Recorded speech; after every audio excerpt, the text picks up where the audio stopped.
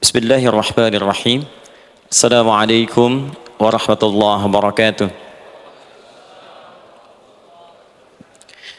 Alhamdulillah, wassalatu wassalamu ala rasulillah wa ala alihi wa sahbihi wa man wala wa ba'du.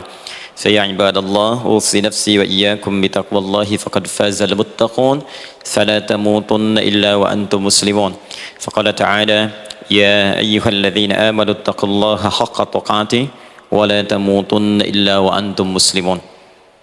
Saudara-saudariku hadirin sekalian, terkhusus barangkali seluruh dari stakeholder PT Pertamina EP, khususnya Pak Nanang Abdul Manaf, sahabat kami. Beliau sempat bersama di Libya dulu, 3 tahun terakhir tidak berjumpa. Alhamdulillah, semoga beliau dan jajaran semuanya disehatkan oleh Allah Subhanahu wa taala. Pak Alfian, Pak Khalid, ya, dan seluruhnya dan hadirin sekalian tanpa kecuali, saya bermohon pada Allah Subhanahu wa taala semoga kita senantiasa dirahmati, diberkahi dan dimudahkan oleh Allah Subhanahu wa taala. Alhamdulillah, kita baru saja menunaikan salat zuhur berjamaah. Semoga salat kita diterima oleh Allah Subhanahu wa taala. Ada 2 hal yang paling penting tentang salat ini yang ditekankan dalam Al-Qur'an. Pertama, kenapa salat begitu penting ditunaikan? Karena ia akan menjadi pembeda antara Khalik dengan makhluk. Jadi kalau kita ingin bedakan Tuhan dengan hamba, maka di antara titik penting perbedaannya, kata Allah langsung, itu terletak pada aspek ibadah, khususnya sholat. Karena itu ketika Nabi Musa alaihi salam berkenan kemudian langsung diperintahkan oleh Allah, sehingga disebut dengan kalimullah, yang diajak bicara dan diperkenalkan tentang esensi ketuhanan Allah, maka disebutkan perintah langsung oleh Allah untuk menyembahnya dalam bentuk salat. Al-Quran surah ke-20 Taha ayat ke-14. Kata Allah, innani anallahu la ilaha illa ana fa'budni wa aqimis salata li dzikri.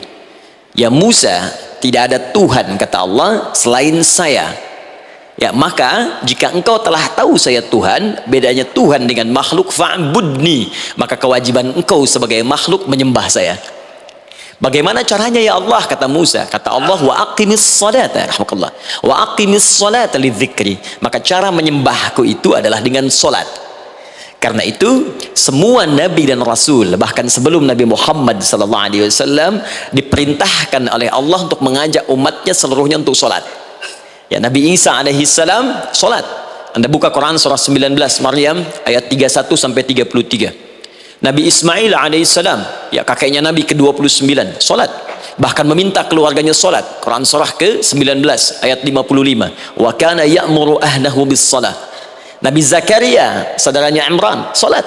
Quran surah ketiga, ya, ayat ke-38 sampai dengan 39. Ayat 39-nya tegas mengatakan, fanadathu malaika wa huwa qa'imun yusalli fil mihrab. Jadi kalau kita urutkan dari Nabi Muhammad sallallahu alaihi wasallam sampai Nabi Adam alaihi salam, semua menunaikan salat kepada Allah Subhanahu wa taala.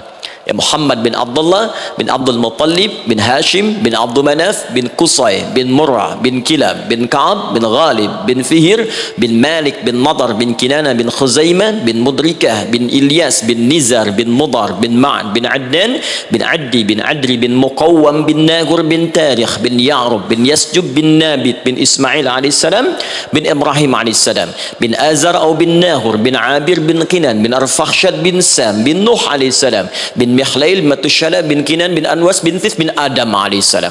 Dari Nabi Muhammad SAW sampai Nabi Adam semua salat. Coba ulangi. Nanti dalil singkatnya dari Quran surah keempat ayat 163, paling kiri sebelah atas di mushaf. Inna auhayna ilaika kama auhayna ila Nuhin wan nabiyyin min ba'di. Muhammad, apa yang kami telah wahyukan kepadamu sudah pernah pula kami sampaikan kepada Nuh alaihissalam dan nabi-nabi setelahnya. Kenapa tidak disebutkan Adam sebelumnya? Karena Adam itu nabi, bukan rasul. Nabi diberikan risalah untuk pribadi dan kalangan dekatnya, rasul diberikan risalah tugas untuk mengajak umat. Kenapa Nabi Adam bukan rasul? Karena zaman Nabi Adam belum ada umat. Siapa yang mau diajak? Ya? Ini bagian pertama. Jadi kalau kita hari ini masih mendapat kesempatan sholat, alhamdulillah, ini artinya sampai hari ini kita masih benar-benar manusia. Dan kalau ada orang yang kemudian tidak mau beribadah apalagi sholat, terkhusus ketika dia beriman, maka penting dipertanyakan, masihkah ada iman dalam dirinya? Karena itu kata Allah dalam Al-Quran surah ke-8 ayat yang kedua, aku akan perdengarkan namaku, sehingga ketika disebutkan itu kita bisa menguji adakah getaran iman dalam jiwa kita. Quran surah 8 Al-Anfal ayat kedua, innamal mu'minuna alladzina idza dzukirallahu wajilat qulubuhum. Sungguh orang yang masih punya iman itu kalau diperdengarkan nama Allah kepadanya akan ada getaran dalam jiwanya. Karena itu setiap hari 5 kali diperdengarkan nama Allah untuk menguji di jiwa kita masih ada iman tidak. Bahkan dari bangun tidur, bayangkan waktunya dibagi sempurna persis, dari mulai subuh baru bangun, menjelang ke siang, mau berakhir siang ke sore, sore pindah ke maghrib, hilang kemudian muncul gelap malam. 5 kali persis dibagi waktu, diperdengarkan untuk menguji kira-kira setelah subuh siang masih ada nggak iman, sore masih ada nggak. Ya Allahu Akbar, Allahu Akbar. Karena itu kalau iman masih ada melekat di jiwa kita, demi Allah saya katakan, begitu kita mendengar suara azan, pasti hati kita akan mengatakan Allahu Akbar, Allahu Akbar. Wih, sudah azannya. Pernah begitu? Ya, walaupun mungkin setelah selesai la ilaha illallah baru azan, belum qomat. Ya, itu normal, gak apa-apa. Yang penting iman masih ada. Nah, ini menunjukkan ada getaran dalam jiwa. Satu itu. Yang kedua, ini yang jarang dimanfaatkan teman-teman. Jadi seringkali sholat dimaknai pada ibadah formal bagian pertama saja. Adapun yang keduanya, ini yang jarang digali. Padahal sekali saja dalam sehari, itu 5 kali Allah menunggu kita. Ternyata sholat itu satu-satunya wasilah ibadah yang disebutkan dalam Al-Quran untuk langsung memohonkan semua kebutuhan yang kita rasakan. Bahkan sebelum kita diminta sholat, itu kalimat pertamanya bukan ibadahnya. Kata Allah, kau punya masalah apa? Sedang butuh apa? Sedang punya problem apa? Buka Quran surah kedua Al-Baqarah ayat ke-45 sampai 46, paling kanan pertengahan di usap. Wasta'inu bis-sabri was-salah. Perhatikan kalimatnya, indah sekali. Ya Allah menempatkan salatnya bagian kedua. Kata Allah, wasta'inu, hei hambaku, jika kalian punya persoalan dalam kehidupan, maka perhatikan kalimatnya baik-baik, wasta'inu, mintakan solusinya kepadaku. Jadi kalau sedang punya masalah, bukan bikin status, gak akan selesai. Sedang eksplorasi minyak, gak keluar-keluar, bikin status. Duh, susah sekali yang ngebornya, gak akan selesai.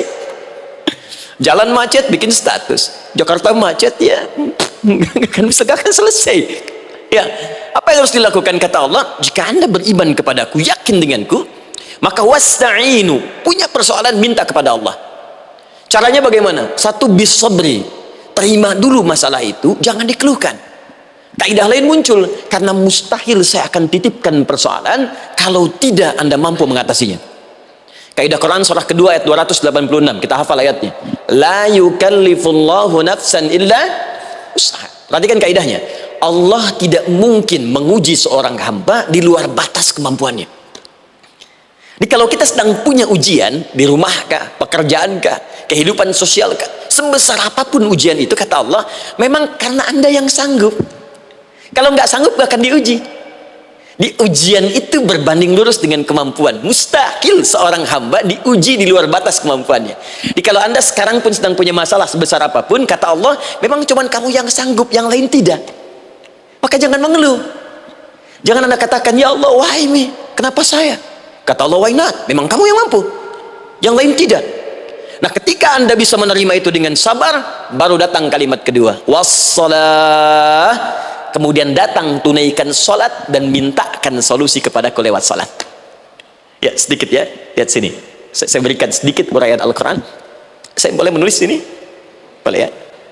Ibu, maaf, agak jauh. Ibu kelihatan ini? Oh, belum saya tulis, bagaimana bisa kelihatan? Luar biasa, cuma di Pertamina belum ditulis sudah kelihatan. Maaf, lihat sini, wasta'inu. Baik ya, saya ingin sedikit sekali, ini redaksi Quran itu indah sekali diksinya. Wasta'inu, lihat sini. Kata Allah, jika anda punya persoalan dalam hidup, maka mintakan solusi. Terima dulu masalahnya dengan sabar, karena kita dipercaya oleh Allah. Gini cara memahaminya, Allah aja percaya dengan kita, masa kita nggak percaya gini? Allah yakin dengan kita, kita mampu, masa kita nggak yakin? Terima dengan sabar, kemudian wassalah, mintakan solusinya lewat salat. Kata perintahnya dibuka dengan kalimat wasta'inu. Kalau kita ingin rubah kata perintah ini, fi'il amr, ingin dirubah ke dalam bentuk permohonan, minta, maka rubah kalimatnya menjadi nasta'in. Lihat, nasta'in. Baik, wasta'inu, kata Allah, kalian punya persoalan, ayo minta solusi padaku. Terus kita pengen minta, ya Allah kami ingin minta. Maka dalam bahasa Arab, kalau kita ingin merubah kalimat ini ke dalam bentuk permintaan, kita katakan nasta'in. Saya tanya pada anda, pernah nggak dalam sholat kita mengucapkan kalimat nasta'in? Ada? Masih ingat? Baik, apa kalimatnya? Iyyaka na'budu wa iyyaka nasta'in. Perhatikan, iyyaka na'budu wa iyyaka nasta'in. Iyyaka na'budu, iyyaka, ya Allah engkau perintahkan aku untuk ibadah, maka sekarang aku ibadah, sholat hanya kepadamu saja. Kan kata Allah kamu sholat, terus kita katakan iyyaka na'budu, sekarang kami sholat ya Allah. Nama lain sholat itu ibadah. Kalau kita ibadah na'budu, dari mana tahunya nama lain sholat ibadah? Quran surah ke-20 ayat ke-14, fa'budni wa aqimis sholata li dzikri. Ibadah kepadaku caranya sholat. Maka saat sholat kita katakan iyyaka na'budu, ya Allah engkau perintahkan aku untuk ibadah, sekarang aku ibadah. Wa iyyaka nasta'in, dan sekarang aku sedang punya persoalan ya Allah, punya masalah, kau punya problem, dan aku yakin hanya engkau yang pasti akan menyelesaikannya. Ketika anda mengatakan iyyaka nasta'in, perhatikan hadis qudsinya.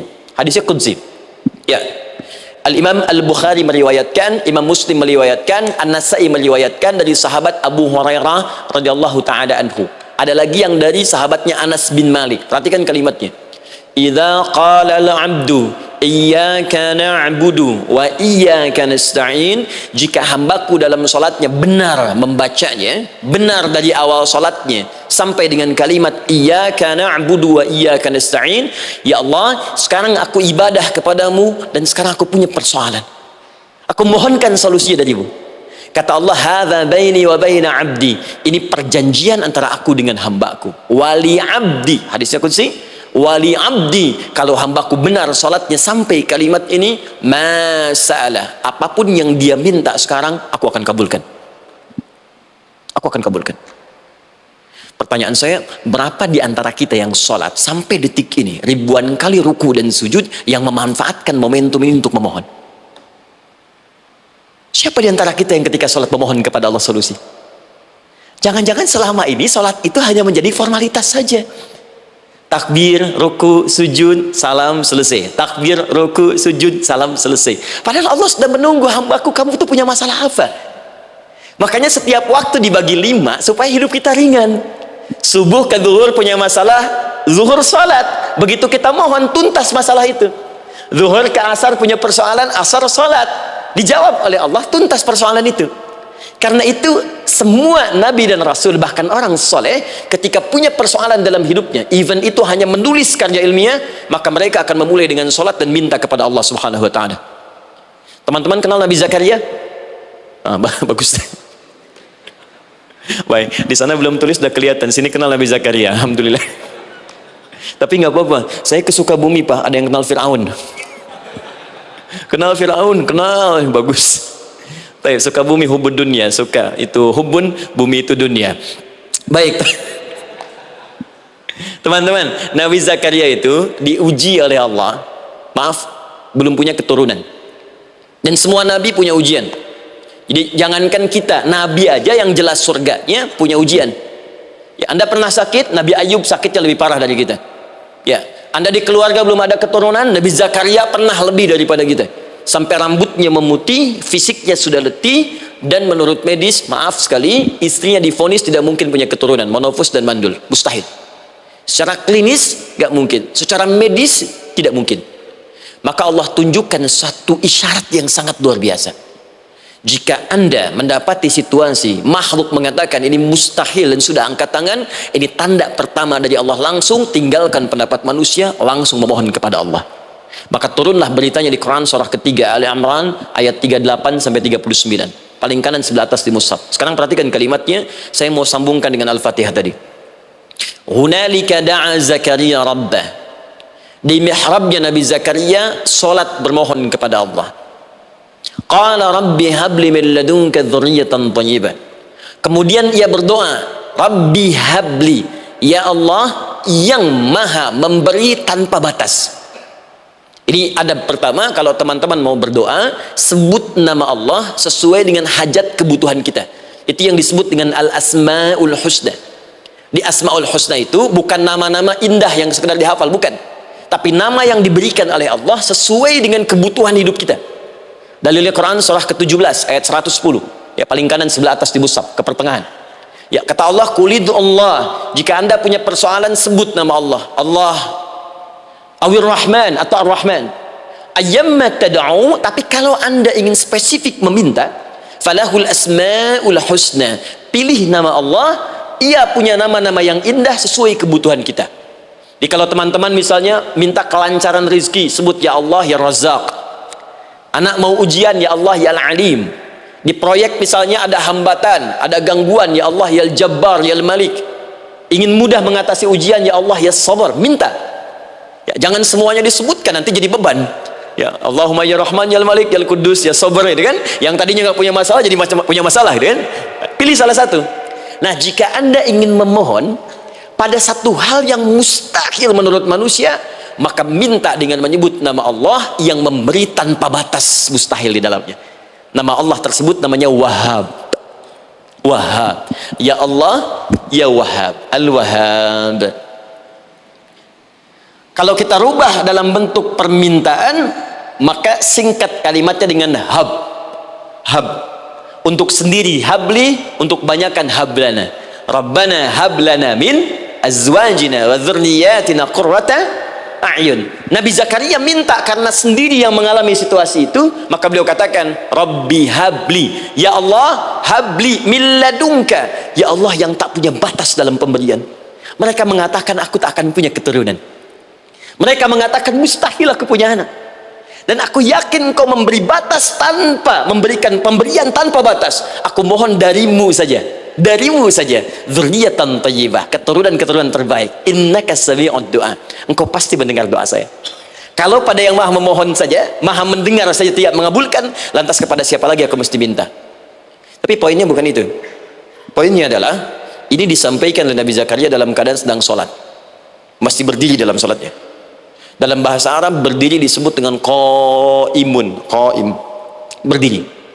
Sedang sholat disebut dengan yusolli. Perhatikan ayat 39-nya.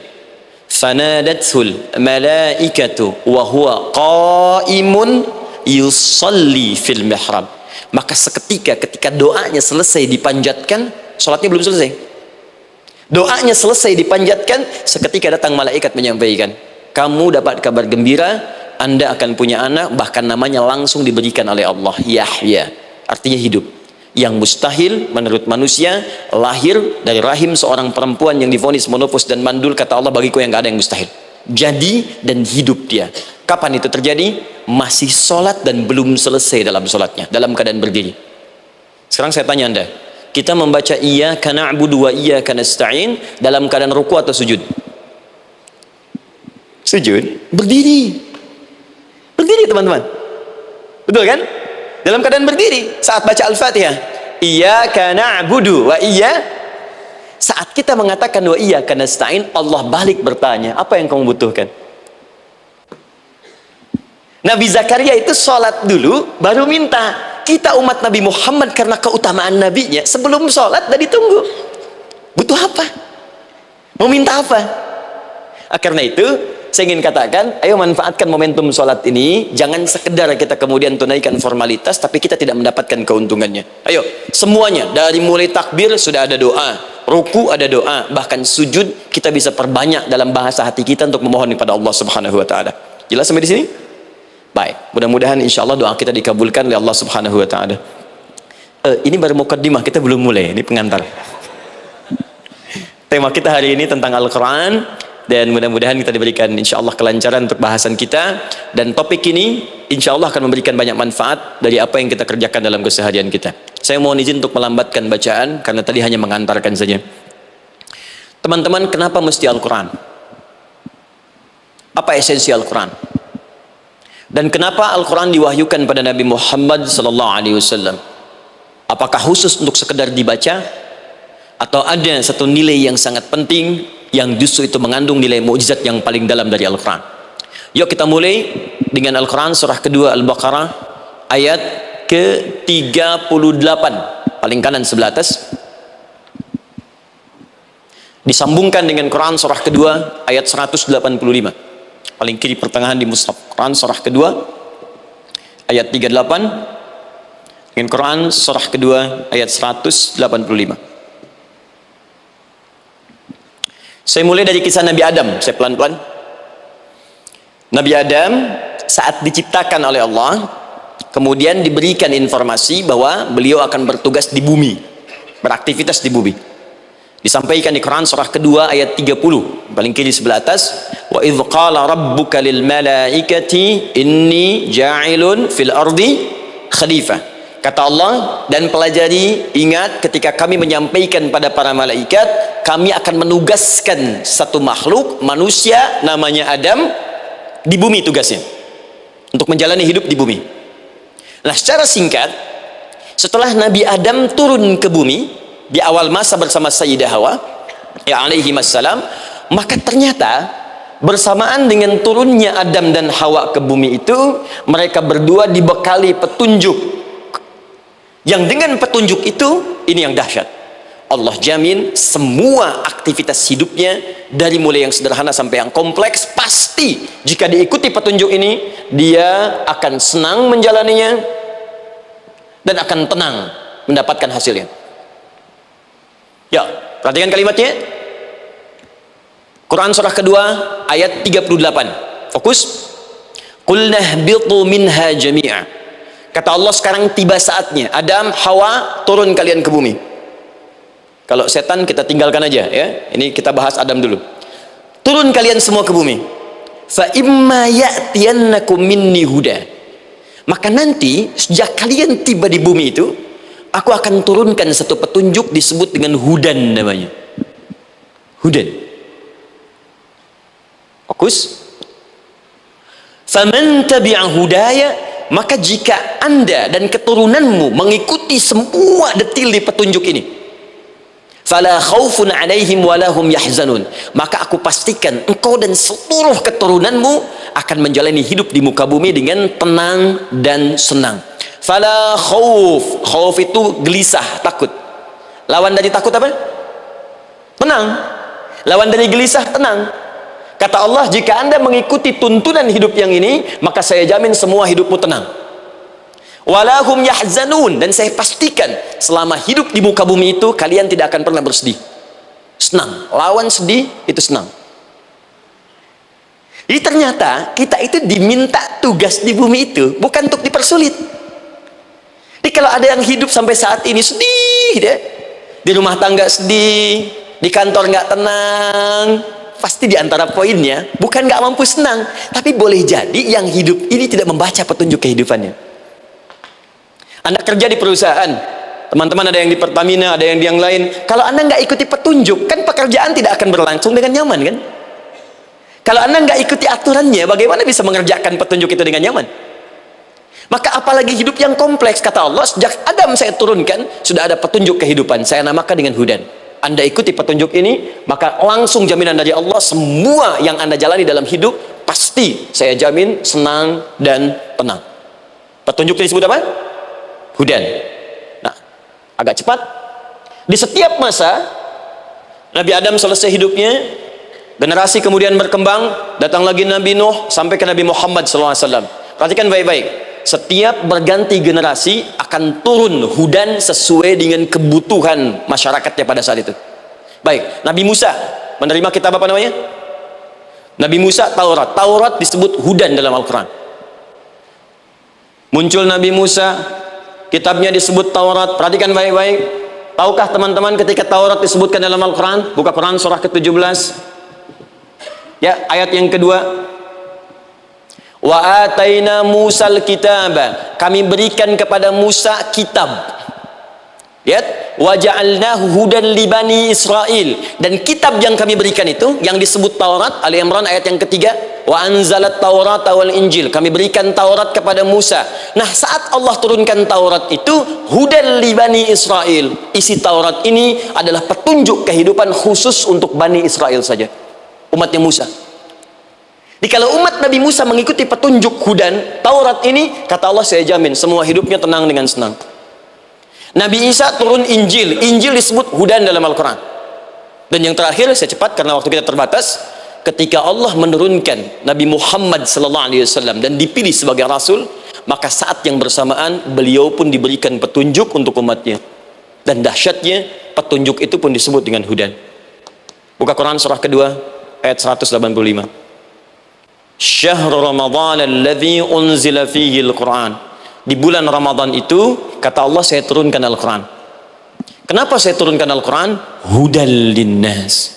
Saya jadikan Quran ini sebagai petunjuk, pedoman hidup linnas, bukan terbatas untuk satu komunitas, tapi untuk seluruh manusia sampai kehidupan berakhir. An-Nas disebutkan 241 kali dalam Al-Quran, menunjuk pada semua manusia tanpa kecuali. Ini bedanya Al-Quran dengan kitab sebelumnya. Taurat hanya untuk kalangan tertentu saja. Jadi selesai nabinya, selesai kitabnya. Injil hanya kalangan tertentu saja. Nabinya selesai, selesai kemudian misinya. Tapi Al-Quran tidak.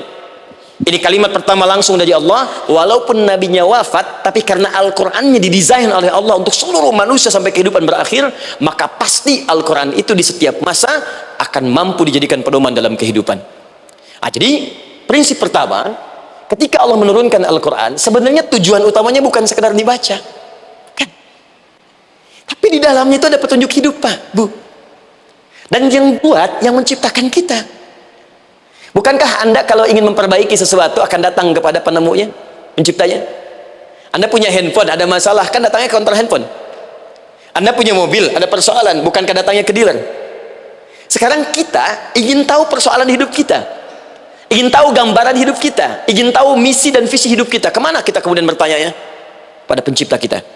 Nah, kata Allah, ketika saya utus manusia pertama kali ke bumi, saya sudah turunkan bagaimana cara menjalani kehidupannya. Dan ternyata berita baiknya untuk kita diberikan oleh Allah satu petunjuk utuh, langsung disebutkan, isinya disebut dengan Al-Quran.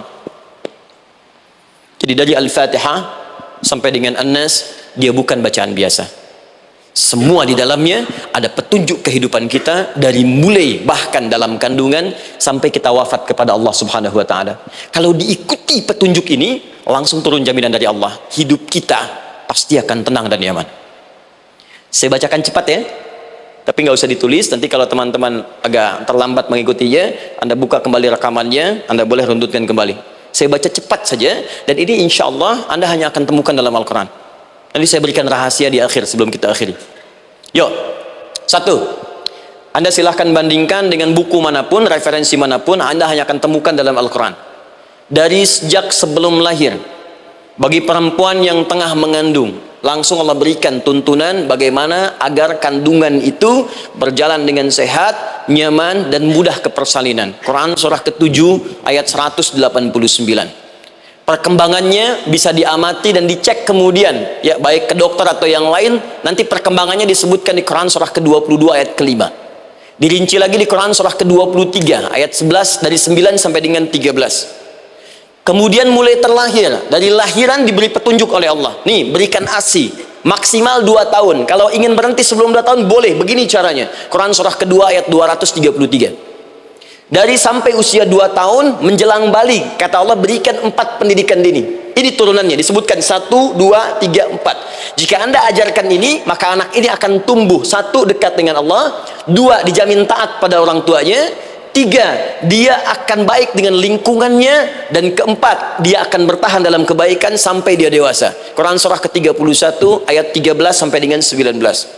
Usia 7 tahun, ya, mulai dia balik misalnya, dia akan mulai belajar. Bagaimana cara belajar yang baik supaya cepat paham, gampang mengerti? Turun Quran surah ke-9 ayat 122. Amalannya di Quran surah 96 ayat yang pertama. Kemudian rinciannya diturunkan di Quran surah kedua ayat 282 di ujung ayatnya. Lalu bagaimana mencari sekolah yang bagus, majlis yang baik, guru-guru yang baik? Diturunkan Quran surah ke-58 ayat ke-11. Dicontohkan tentang Maryam dan Nabi Isa alaihissalam di Quran surah ketiga ayat 35 sampai dengan 37. Naik lagi, dia mulai dewasa, ya, mulai bergaul, bahkan kadang-kadang merantau, punya tempat komunitas berbeda. Bagaimana supaya dia bergaul tidak terpengaruhi lingkungan yang tidak baik? Maaf ya, kadang-kadang ibu yang sudah mengandung, melahirkan, ayah mencari nafkah, tiba-tiba anak pergi bahkan ke kampus, ke sekolah, dapat teman yang gak bagus, pulang-pulang mengecewakan Anda. Dan bagaimana menemukan tempat-tempat yang baik untuk bisa menjaga perilaku anak ini? Ditemukan nanti di Quran surah ke-49 ayat ke-13-nya. Dirinci perkembangannya di Quran surah ke-12 Yusuf ayat 2 sampai dengan ayat 29-nya. Sampai ketika dia akan mulai kemudian menikah, kata Allah, pilih pasangan yang baik dengan ta'aruf, berikan mahar yang sempurna. Quran surah ke-4 ayat ke-4. Kemudian dia mulai menikah, kata Allah, sebelum menikah pelajari dulu fikih nikah. Banyak orang yang menikah tapi karena tidak belajar tentang persoalan rumah tangga, apa yang akan terjadi di rumah tangganya. Detil Pak, Bu. Kata Allah, ini kalau kamu berbuat begini akan ada miskomunikasi. Kalau ada miskomunikasi persoalannya akan begini, solusinya begini. Maka diturunkan dasarnya di Quran surah ke-30 ayat 21, detilnya di Quran surah ke-4 ayat 34 sampai dengan 35. Paling kiri sebelah atas sampai dengan ke tengahnya. Anda berlanjut, diterangkan oleh Allah, hei, tugas suami saat mulai pertama kali menikah, maka tugas yang pertama siapkan untuk mencari nafkah. Bagaimana caranya ya Allah? Diturunkan oleh Allah. Satu, jangan takut kehilangan rizki, jangan pernah mencuri, jangan pernah ngambil punya orang, karena punya kamu akan saya berikan sempurna. Kamu ngambil punya orang, maka kamu akan menyulitkan diri sendiri, itu akan dikembalikan pada yang berhak. Ya, turun Quran surah ke-51 ayat 22. Dirinci, begini cara nyarinya. Quran surah kedua ayat 168. Kalau Anda ingin cepat baru bergerak, rizkinya sudah dapat. Quran surah kedua ayat 172. Ada yang dahsyat, dia belum keluar, rizkinya yang mendatangi dia. Jadi nanti di Al-Quran ada 8 jenis rizki. Di antara yang paling hebat, ada yang belum Anda datang, rizkinya sudah menjemput. Ada orang mendatangi rizki, ada rizki mendatangi dia. Contoh, Al-Imam Asy-Syafi'i sedang berdiskusi dengan Imam Malik, gurunya. Kata Imam Asy-Syafi'i, Syekh, rizki itu mesti saya cari dulu baru kita dapat. Kata gurunya, ya Syafi'i, ada rizki yang cukup kita beramal dekat kepada Allah, dia akan datang tanpa kita cari dengan ikhtiar manusia. Kata Syafi'i, mustahil. Kata Quran kan kita kerja dulu baru datang.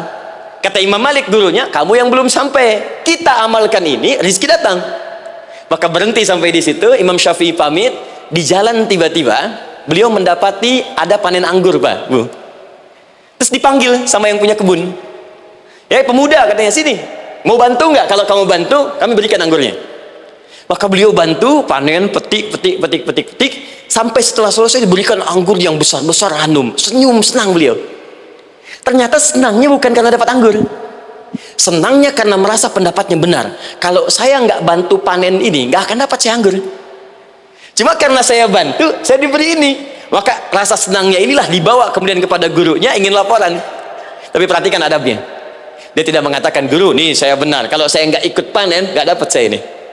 Perhatikan kalimat Asy-Syafi'i. Guru, tadi saya di jalan, dipanggil oleh pemilik kebun, ikut panen anggur. Begitu saya bantu, saya diberikan anggur ini. Beliau tekankan dengan kalimat yang kencang pada kalimat, begitu saya bantu, saya dapat anggur ini. Imam Malik tersenyum mengatakan, Masya Allah Syafi'i, luar biasa. Ini siang begitu panasnya, tadi saya mau keluar ngajar, terfikir di benak saya, Allah, kalau ada anggur yang besar-besar, enak rasanya. Tiba-tiba kamu datang bawa anggur. Di Imam Syafi'i kerja dapat sesuatu, Imam Malik terfikir sesuatu, datang rezeki. Itu ada di Quran surah ke-7, teman-teman, ayat ke-96, paling kanan sebelah atas di mushafnya. Baik, teruskan dulu. Ya, Anda dalam mencari kerja, ingat, kalau Allah yang sampaikan pasti terjadi. Jangan dikira mudah. Kata Allah, akan ada persaingan, akan ada kadang-kadang singgungan, akan ada tantangan. Maka mulai petakan tantangan apa yang akan Anda lalui saat Anda mulai mencari nafkah itu. Maka turun Quran surah kedua ayat 214, paling kanan sebelah bawah. Am hasibtum an tadkhulul jannata. Hei, apa kamu mudah begitu saja mengira akan sukses dalam pekerjaanmu? Bahkan bisa diartikan surga, ingin masuk surga. Walamma ya'tikum mathalul ladzina khalau min qablikum. Sebelum engkau diuji seperti orang sukses dulu pernah sukses. Lihat mereka, nggak ada orang sukses yang instan cuman balikan telapak tangan dapat, tidak. Kata Allah, lihat orang-orang dulu, lihat orang-orang hebat dulu, bagaimana mereka bisa kaya, bisa sukses, bisa punya posisi. Masat umul ba'sa, petakan olehmu tantangan apa yang akan dihadapi saat engkau bekerja itu. Satu, kata Allah, ba'sun, ada yang ringan, ya, ba's, ba'sa jama' dari kata ba'sun.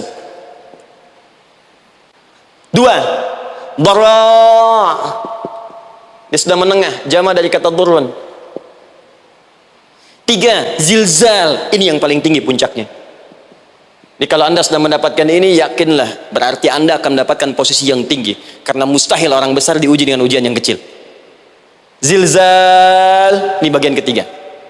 Ba'sa, ba'sun, mulai kira-kira tantangan-tantangan ringan apa saja yang akan anda hadapi.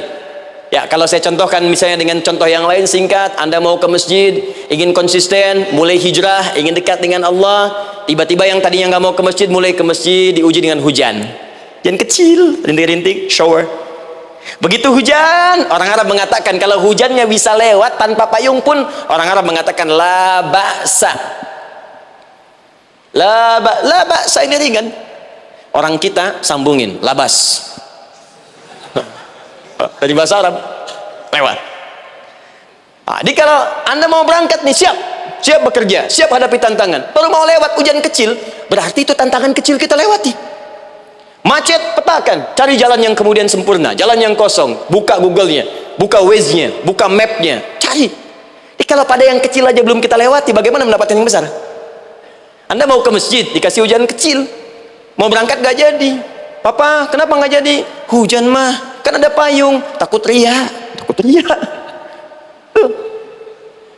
Setelah itu darwa, maaf, tantangan fisik. Kadang-kadang mulai ke fisik, mulai mengganggu, ya, maaf, dirincikan kemudian oleh Al-Quran. Turun Quran surah ke-21 ayat 87 sampai 88, kisah Nabi Yunus alaihissalam. Yunus beraktivitas, bekerja, bukan berarti nggak ada tantangan. Kadang-kadang dibawa, kadang-kadang diusir, kadang-kadang anda dapat misalnya proyek, kadang-kadang sudah mulai masukkan tender, tiba-tiba gagal, diserobot orang, kadang-kadang orang yang dapat, anda yang ngajukan, itu biasa. Kata Allah, itu biasa, bukan cuma anda, yang lain pun ada. Bukankah Allah ajarkan kisah Sayyidah Hajar alaihissalam dengan Ismail? Bukankah bolak-balik naik Safa Marwah, kadang di atas, kadang di bawah, kadang lihat peluang sampai Marwah ternyata bukan air. Terkadang anda yang bekerja, tim yang lain yang mendapatkan karena kerja keras anda, bisa jadi terjadi. Bukankah yang kerja keras Hajar yang dapat Ismail? Mungkin anda yang konsep, yang dapat minyaknya orang lain. Mungkin anda yang kerjakan, yang suksesnya teman anda, gak ada masalah. Dan itu kemudian akan bermanfaat bagi anda. Tidak mungkin setiap keringat yang keluar dari diri kita mustahil, kecuali akan melahirkan manfaat yang kembali pada diri kita. Tantangan. Tapi yang paling dahsyat, ini yang gak ditemukan di sebagian referensi yang kita baca. Ketika Allah menjelaskan semua tahapan-tahapan tantangan ini sampai ke puncaknya zilzal. Zilzal itu kalau bahasa sekarang gempa. Ada ujian yang menggoncang hati kita. Ketika anda kerjakan, ya Allah, tantangannya dahsyat. Kenapa mesti saya, ya Allah? Kau nggak selesai-selesai, ya Allah. Itu wajar, teman-teman, itu biasa. Kata Allah, orang dulu saja mengatakan, mata nasrullah, kapan ini selesai? Berbahagialah kalau teman-teman sudah mendapatkan tantangan puncak yang paling tinggi ini. Ini artinya Allah sedang mempersiapkan anda menjadi orang besar di kemudian hari. Dan cara mengatasinya, diturunkan Quran surah ketiga ayat 142, paling kiri sebelah atas. Perhatikan dahsyatnya. Yang pertama diterangkan tantangannya, yang kedua dijelaskan cara mengatasinya. Saya mau berhenti sampai di titik ini, nanti saya terangkan cara berinteraksi dengan Al-Quran. Ya, perhatikan baik-baik. Kata Allah, jika kelak engkau sudah bisa memetakan tantangan ini, maka siapkan solusi untuk mengatasinya. Ayatnya dibuka dengan kalimat yang sama persis. Saya pernah sampaikan teori ini di dua perusahaan besar di Indonesia. Yang pertama, ada satu perusahaan, karena ini direkam saya nggak sebutkan perusahaannya, perusahaan otomotif besar, sedang turun gratis, kemudian juga ada inflasi yang tinggi. Terus saya terangkan teori Quran, dia praktekkan berhasil, Pak. Padahal saat itu saya presentasi di depan non-muslim. Sales-sales se-Indonesia dikumpulkan, saya bedah tentang ini, dan mereka berhasil. Sampai sekarang naik lagi. Yang kedua sama, ini direkturnya juga non-muslim, tapi nggak apa-apa, kita diskusi. Dan mau mendengar teori ini, dan praktekkan, naik. Ya, dulu di satu perusahaan minyak juga, sedang turun, karyawan semua dikumpulkan, lalu kita bahas tentang ini, kita terangkan. Yang ini yang paling menarik dari Al-Quran. Kalimatnya sama persis. Quran surah ketiga ayat 142. Am hasibtum an tadkhulul jannata. Apa Anda duga akan begitu mudah mendapatkan kesuksesan dalam hidup? Tolong fokus baik-baik. Jangan selalu mengartikan jannah dengan surga. Karena asal kata jannah itu artinya kesuksesan, kebahagiaan yang belum tampak. Surga, kenapa disebut dengan jannah? Karena itu puncak kebahagiaan kita yang belum nampak sekarang. Saya kasih rahasia ya. Ini antara kita saja nih. Kalau ada kata jim dengan nun di depannya, itu pasti tidak nampak, tersembunyi. Apapun tambahannya. Ya, misal, jin kenapa disebut dengan jin? Karena memang ketika diciptakan, dia tidak tampak, tersembunyi. Lawannya ins, karena itu kita disebut ins, karena saat lahir kita tampak. 18 kali disebutkan dalam Al-Quran. Ya ma'syaral jinni wal ins, wa ma khalaqtul jinna wal ins. Jadi jin disebut jin karena memang fitrahnya tersembunyi, nggak nampak. Jadi kalau ada jin melakukan penampakan, itu jin sedang kena masalah, sedang keluar dari fitrah. Sama dengan manusia, harusnya tampak. Jadi kalau ada manusia yang senang sembunyi-sembunyi, dia sama dengan, bukan saya yang bilang, sedang punya masalah. Ke kantor sembunyi-sembunyi, hati-hati Pak Alfian tuh. Biasa ada pintu depan, masuk pintu belakang. Suami di rumah buka WA sembunyi-sembunyi, Bu hati-hati itu. Pulang lewat pintu belakang, berarti sedang punya persoalan dalam hidup. Setiap ada jim dengan nun, pasti tersembunyi. Ibu punya janin, rahim, dalam rahim ada janin. Kenapa disebut dengan janin? Jim, nun, ya, nun. Karena sosok itu belum nampak dalam pandangan kita. Nanti kalau sudah lahir, baru tampak. Jannah, kenapa disebut jannah? Karena belum tampak dalam pandangan kita. Nanti kelihatan. Karena itu dalam Al-Quran, kata jannah itu tidak dikhususkan dengan surga. Tidak dikhususkan dengan surga. Kadang-kadang menunjuk aspek kesuksesan yang belum tampak. Anda mau ngebor minyak, minyaknya belum tampak. Belum kelihatan. Anda mau kerja, ya hasilnya kan belum tampak, baru ikhtiar sekarang. Karena itu orang Arab disebut kaya kalau mereka mendapatkan kebun yang tak tampak sebelumnya. Kebun anggur, bukan kurma, kalau kurma banyak. Kebun anggur, ada apel, ada jeruk, sampingnya ada sungai-sungai, disebut dengan jannah. Ya, kalau punya unta, nggak kaya di Arab, biasa. Karena yang kelihatan padang pasir, unta, hitam, merah, biasa. Tapi kalau sudah punya kebun anggur yang sulit di padang pasir ada kebun, itu baru disebut kaya. Karena itu orang Arab kadang mengartikan jannah dengan aspek kesuksesan yang belum tampak. Diartikan dengan kebun anggur, kebun apel, dan macam-macamnya. Perhatikan, am hasibtum an tadkhulul jannah. Apa Anda duga ingin sukses itu begitu mudah? Sukses jadi tidak. Walamma ya'lamillahu alladhina jahadu minkum wa ya'lamas sabirin. Perhatikan baik-baik. Sebelum Allah memastikan pada diri Anda terdapat dua hal yang paling utama untuk mengatasi tantangan tadi. Satu, jahadu, kesungguhan, serius. Jadi kalau mau sukses mesti serius, kerja serius, cintai pekerjaan Anda, ya, belajar anak-anak serius, pastikan belajar dengan serius. Jangan cuma anak-anak duduk paling belakang, nggak pernah nanya, kadang ngantuk, pulang, ujian, besoknya mau ujian baru belajar, ya, sistem SKS, sistem kebut. Ya, kadang-kadang sejam, Bu, Pak. Saya pernah ada orang di luar ngadu waktu di Libya, Ustadz, gimana ini orang Indonesia? Kenapa? Saya belajar 3 bulan, besok mau ujian. Teman antum orang Indonesia pinjam catatan saya baru semalam, dia dapat 8, saya 7,5. Anda belum tahu sistem SKS tuh. Baik, ya? Tapi itu bukan solusi. Begitu ujian selesai, ilmu lupa. Itu poinnya. Jadi kalau hanya sekedar ilmu dipakai untuk ujian, pada prakteknya nggak akan terpakai. Ini banyak anak sekolah sekarang hanya belajar untuk ujian saja. Padahal kalau dipraktekkan, kadang kaitan dengan agama tinggi, Bu, Pak. Fisika itu dengan agama itu tinggi. Gaya F1 sama dengan F2, gaya gerak sama dengan gaya dorong. Gaya sedikit, maka keluarnya sedikit. Pukul kencang, bunyinya kencang. Imannya kalau kuat, amalan jadi banyak. Iman sedikit, amal pun sedikit. F berbanding lurus dengan P, hukum Pascal. Gaya berbanding lurus dengan tekanan. Masuk bab akhlak. Makin banyak gaya, makin banyak tertekan. Nah, itulah. Gaji 5 juta, gaya 10 juta, kan? Ini serius. Serius. Di divisi apapun Anda, saya sepekan lalu lah takziah ke tempatnya yang Habibie, terus diminta tausiah di sana. Dan saya perhatikan beliau termasuk yang paling serius ketika diberikan tugas apapun. Gak pernah diberikan amanah kecuali mencintai pekerjaan itu. Yang Habibie demikian. Ciri orang sukses itu serius. Tapi keseriusan itu, kata Allah petakan jadi 3 bagian lagi. Karena jahadu itu punya 3 turunan kata. Satu, keseriusan merencanakan, disebut ijtihad namanya. Punya rencana. Mappingnya apa? Stepnya apa? Oke, Anda ingin kerjakan sebuah proyek, baik, proyeknya berlangsung berapa lama? Target kita apa? Jangka panjangnya, menengahnya, jangka pendeknya. Kemudian apa tantangan yang akan dihadapi di setiap tahapan-tahapannya? Selesaikan. Bahkan saking pentingnya tahap perencanaan ini ditunjukkan oleh Allah langsung lewat sholat. Teman-teman masih ingat sholat pertama yang kita kerjakan setiap hari? Sholat apa namanya? Subuh. Apa artinya subuh? Tuh, ini masalahnya. Ini kata Al-Quran sendiri ya, kata Al-Quran sendiri. Nanti akan ditemukan orang yang ibadah tidak paham apa yang dikerjakan dan dilakukan dalam ibadahnya. Contoh sholat.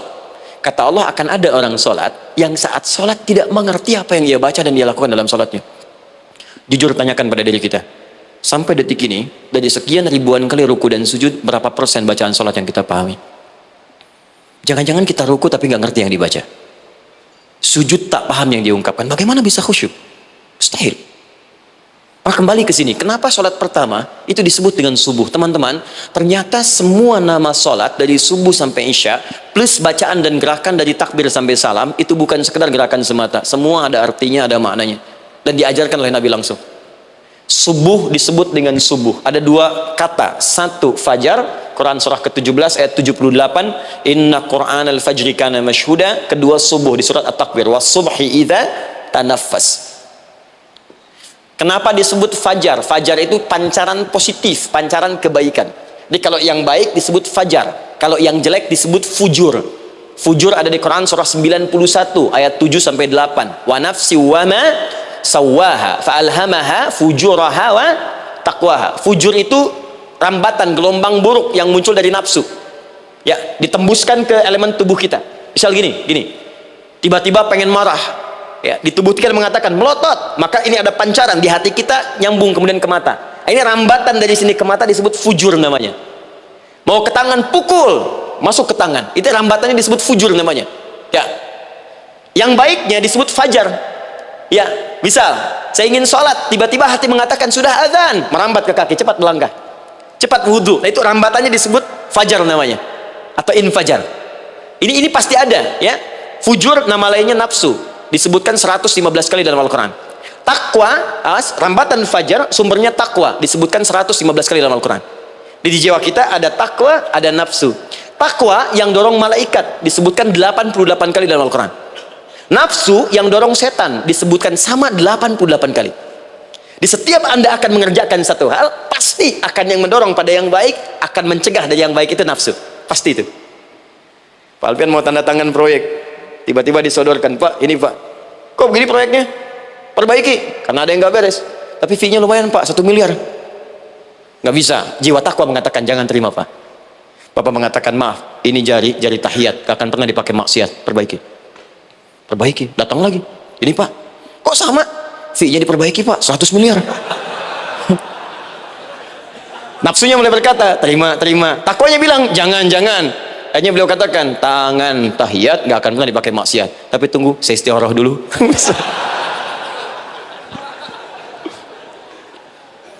Nah, waktunya, ini salatnya disebut fajar. Kenapa disebut fajar? Karena saat kita tidur, terus dengar suara azan, Allahu Akbar, maka memancar dari iman kita, rambatan untuk merespon suara itu. Bangun kita untuk menunaikan salat.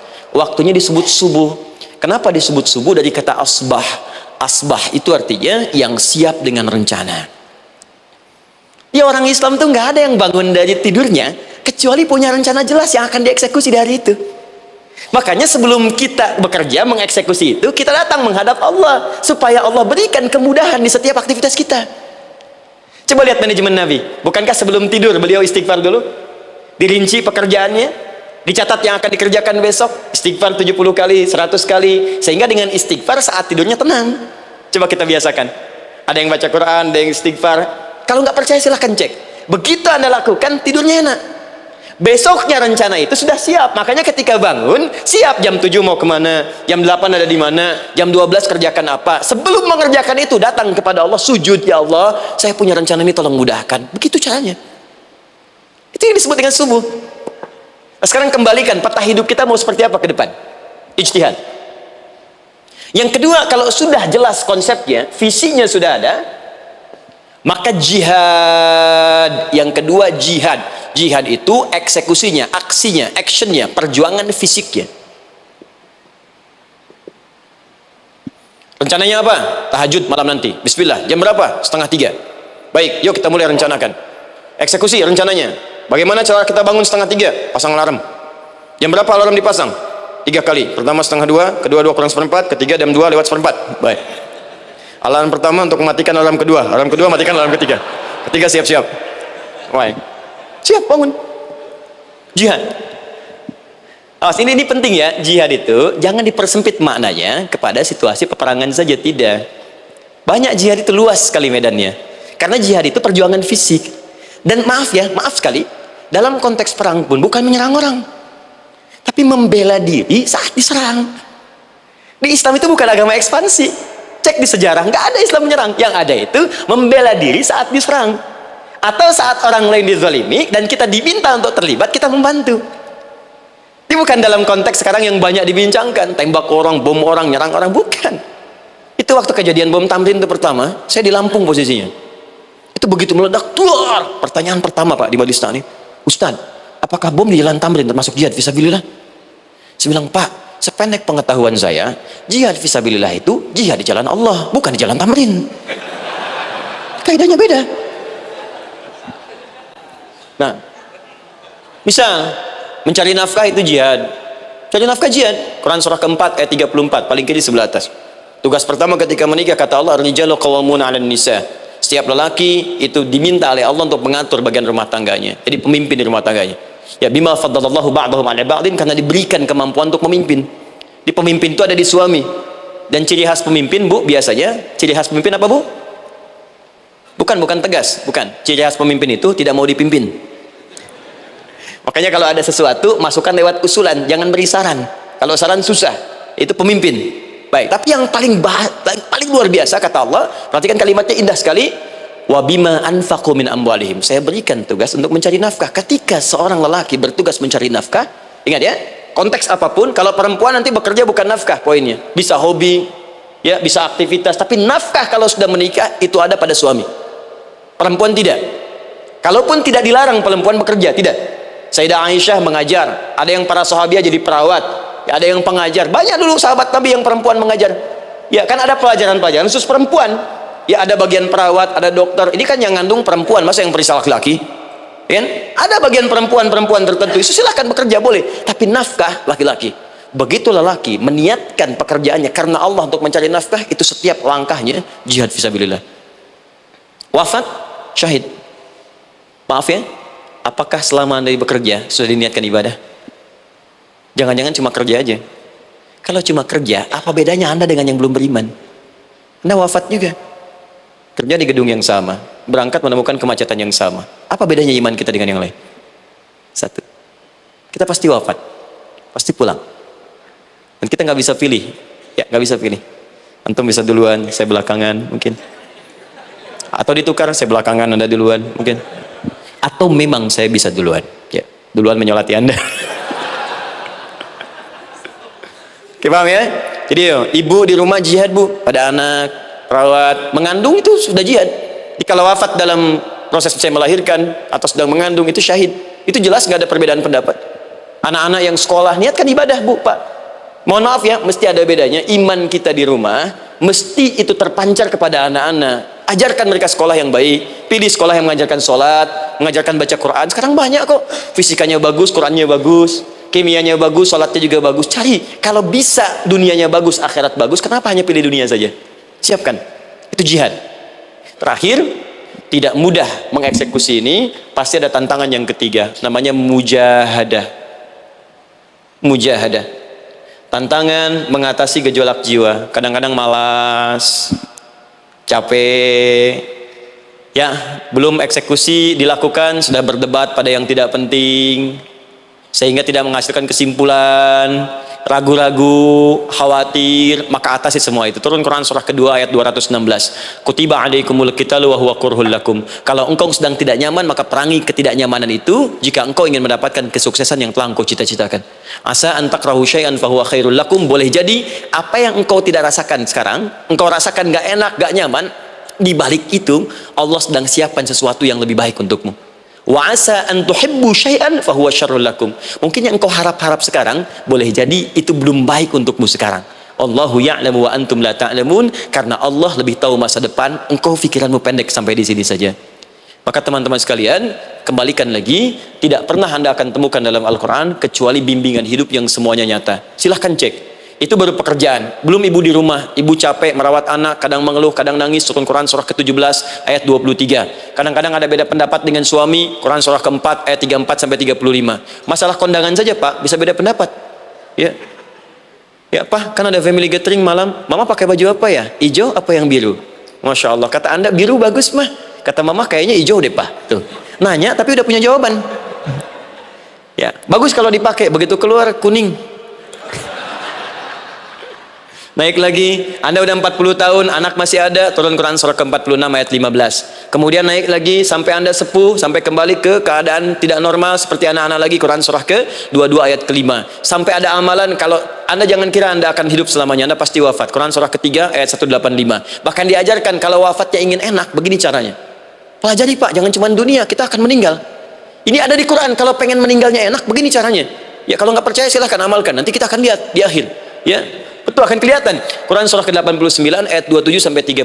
Kalau kalian nggak pelajari ini, silahkan kata Allah, saya berikan yang ini yang kedua sampai dipukulin malaikat. Quran surah ke-8 ayat ke-50. Sampai di alam kubur dijelaskan, kalau nanti Anda wafat, Anda pindah ke alam kubur, kalau ingin di kuburnya terang, nyaman, banyak rezekinya, lakukan amalan Quran surah ke-3 ayat 169 sampai 172. Tapi kalau Anda abai, Anda akan seperti Firaun dulu. Setiap pagi sampai petang ditampakkan neraka. Quran surah ke-40 teman-teman sekalian disampaikan oleh Allah langsung ya, dari ayat 45 sampai 46 ya. Sampai terjadi kiamat disampaikan Quran surah ke-75. Sampai dihisab, ada yang masuk surga tanpa hisab, Quran surah kedua ayat 25. Ada yang masuk neraka tanpa hisab. Ada. Kan yang kita tahu surga aja, masuk neraka tanpa hisab ada. Quran surah 18 ayat 99 sampai dengan 100. Sampai disebutkan surga yang paling indah nomor 1 bersama Nabi dan orang-orang soleh. Jadi kalau Anda masuk sini, tetangga Anda semua Nabi. Ya, depannya Nabi Ibrahim, belakangnya Nabi Musa misalnya, samping kiri Nabi Yusuf, ya, samping kanan Nabi Muhammad SAW. Itu cuma 3 golongan: orang soleh, para syuhada, orang-orang jujur dalam kehidupan dunianya. Jadi kalau Anda jadi pekerja yang jujur, taat kepada Allah, Anda berpotensi masuk surga bersama semua Nabi dan Rasul yang pernah diutus. Ya, baik, itu ada di Quran surah ke-4 ayat ke-69. Ada yang kedua di taman surga, Quran surah ke-51 ayat 15 sampai dengan 18. Ada yang surga seluas langit dan bumi, Quran surah ketiga ayat 133 sampai 134. Ada yang neraka yang biasa, ya, sebiasa-biasa nerakanya kebakar juga. Quran surah 4 ayat 56. Tingkat paling tinggi neraka jahanam untuk 2 golongan, munafik, ingat, munafik dan kafir. Jadi kalau Anda pun muslim, jauhi perbuatan munafik, karena munafik akan mengantarkan langsung ke dalam neraka jahanam. Quran surah ke-4 ayat 140. Mana yang tidak ada? Mana yang nggak ada di Quran? Semua ada. Bisnis ada, ya, birokrasi ada, diplomasi ada, mengajar ada, ilmu ada. Karena itu saya mau tutup, jika kita ingin benar mengeluarkan petunjuk ini seperti orang dulu pernah melakukannya, maka kata Allah melalui lisan Rasulullah, turun Quran surah ke-29 ayat ke-45. Satu ini aja kita kerjakan, insya Allah ini akan beda kita rasakan. Utslu ma uhya ilaika minal kitab. Jika kalian kemudian hidup di muka bumi, maka keluarkanlah bimbingan dari Al-Quran sesuai dengan kebutuhan kita secara tematik. Utslu itu dari kata tilawah. Tilawah itu baca, pahami, amalkan. Karena itu setiap kita baca Al-Quran, di sampingnya pasti ada yang menerjemahkan supaya kita paham. Betul kan? Ketika ada yang baca Al-Quran, di sampingnya ada siapa? Ya, sari tilawah kan? Baik, sari tilawah itu bahasa Indonesia. Ya, sari, sebetulnya tilawah saja. Tapi mungkin saat yang menerjemahkan dulu pertama di Indonesia, namanya Bu Sari. Karena itu disebut sari tilawah. Ya, kalau Adi mungkin ada di tilawah gitu kan? Nah, jadi teman-teman, caranya begini. Anda keluarkan sesuai kebutuhan. Enggak semua ayat Quran mesti kita kaji. Kalau mau dari awal dari akhir, bagus. Kalau baca silahkan, hatamkan, Nabi juga hatamkan. Tapi kalau Anda ingin ambil sesuai passion kita, Anda pebisnis, kenapa nggak mengeluarkan ayat bisnis di Quran? Teman-teman yang diperminyakan, keluarkan ayat-ayatnya ada. Quran surah At-Tur, surah 52 itu, keluarkan. Ya, wal bahrul masjur, Dan jika Anda akan melakukan eksplorasi di laut, carilah laut yang punya nih kualifikasi begini, yang di bawahnya ada endapan tanah yang melahirkan api, kata Allah tuh. Itu potensial ada minyaknya. Kalau yang kerja di batu bara, turun Quran surah Fatir, surah 35 ayat 27 sampai 29. Ini jenisnya. Ada yang kelihatan dari jauh, ada yang harus digali, ada yang kelihatan dari jauhnya kelihatan hijau, ada kelihatan menghitam. Disebutkan langsung. Ada. Kenapa nggak Anda turunkan dalam bentuk-bentuk tematik yang itu bagian kita? Ada yang pokok, ada yang spesifik. Yang pokok tentang sholat, karena semua orang sholat. Tentang ayah. Anda jadi ayah berapa tahun? Kenapa nggak dikeluarkan di Quran ayat-ayat tentang ayah? Kenapa nggak dikeluarkan di Quran ayat-ayat tentang ibu? Jangan jauh-jauh dulu bicaranya. Tentang belajar. Nah, nanti eksekusinya, kalau mau cepat, buka kitabnya Al-Imam Al-Bukhari. Ada kitab hadis, saya akhiri, yang dikarang oleh Al-Imam Al-Bukhari dan sangat populer. Apa nama kitabnya?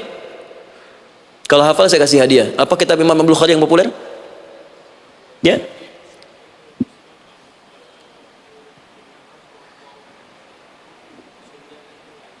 Taib, Anda saya kasih hadiah umrah.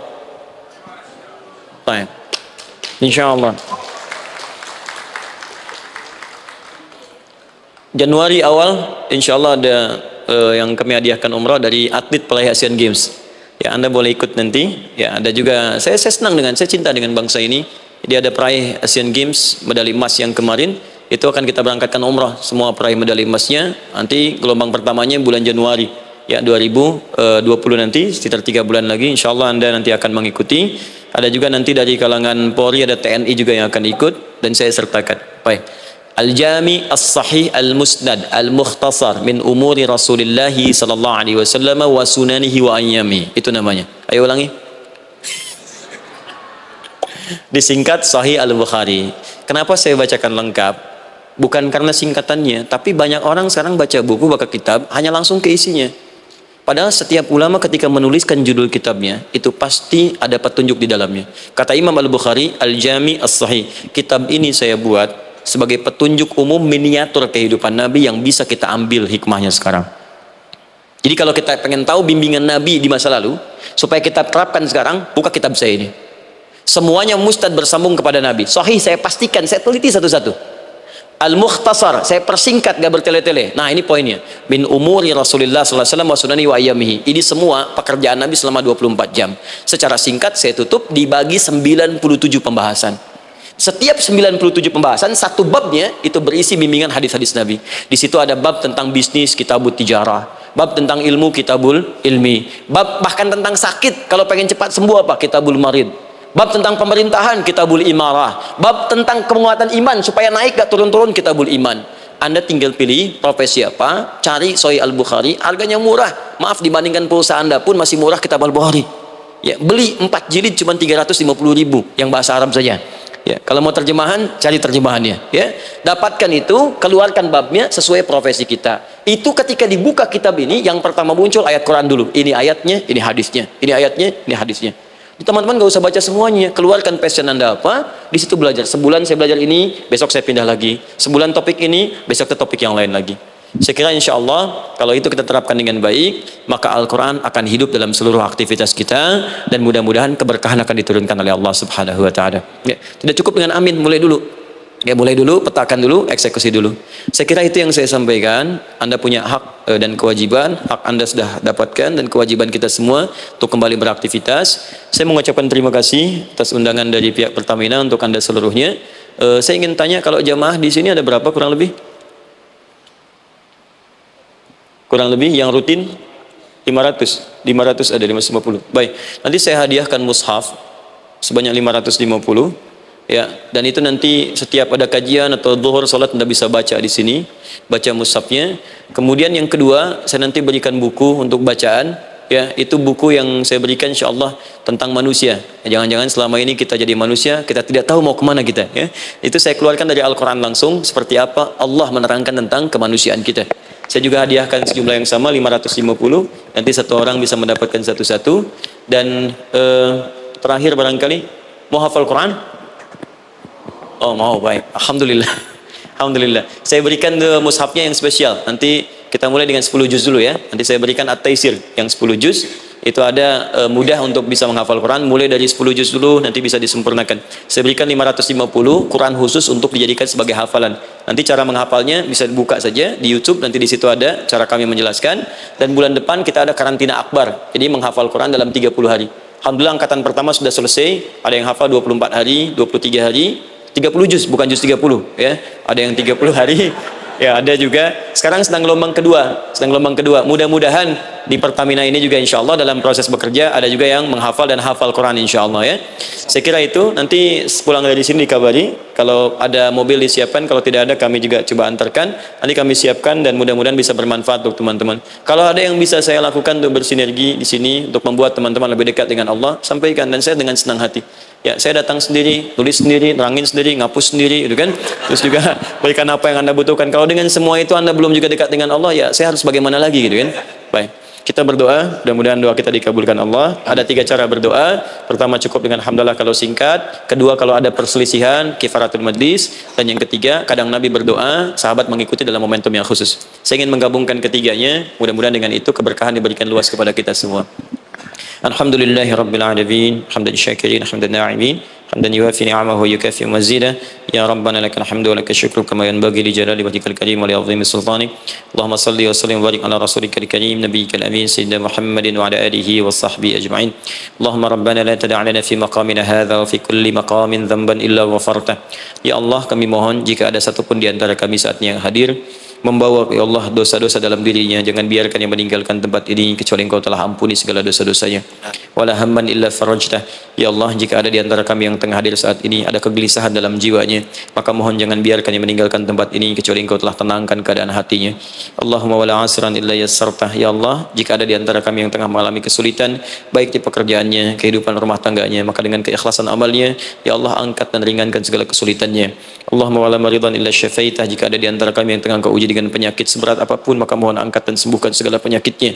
Allahumma yassir lana umurana wa la tu'assir alaina. Ya Allah, mudahkan semua urusan kami, jangan berikan kadar ujian yang tidak kami sanggup mengatasinya, ya arhamar rahimin. Allahumma alif baina qulubina, ati anfusana taqwaha wa zakkiha anta khairu man zakkaha anta waliyuha wa maulaha. Ya Allah, mohon lembutkan hati kami untuk saling bersaudara dalam kebaikan, jauhkan kami dari perpecahan ya Allah, dan bersihkan jiwa kami agar kami bersih keadaan jiwa untuk bisa beramal dalam kebaikan dengan mendapatkan ridhamu.